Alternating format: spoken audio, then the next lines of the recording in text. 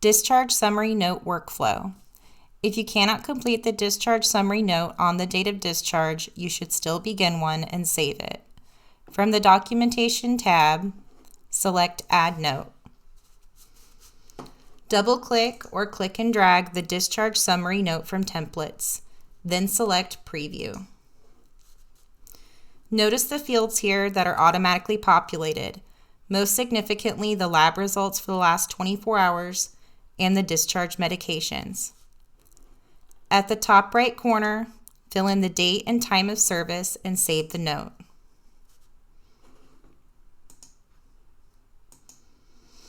Complete Visit Note is now in your work queue.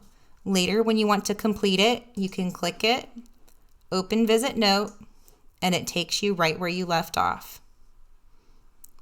Now let's look at what happens if we begin a discharge summary note after the patient has been discharged.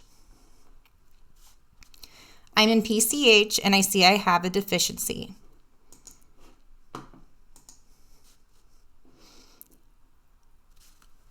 It's going to take me to One Content.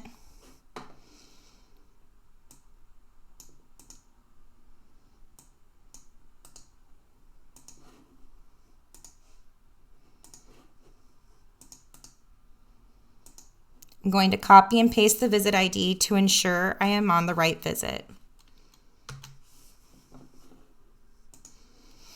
For this scenario, this patient has had a couple of visits since the one I need to do a discharge summary on.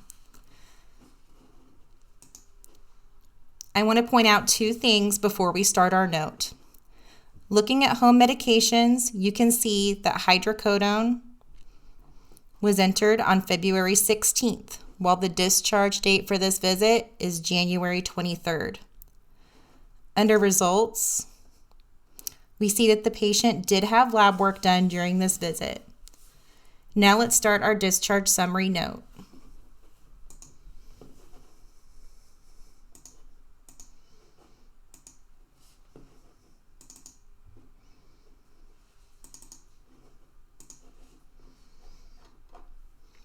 Because it has been more than 24 hours, there are no labs auto-populated.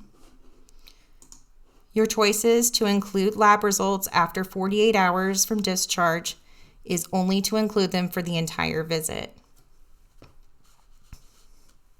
Moving on to the discharge medication list, you can see that it includes the hydrocodone, which was started on February 16th after this visit's discharge. There is no way to edit the discharge medications. Your only choice is to hide this section of the note entirely. This concludes Discharge Summary Note Workflow.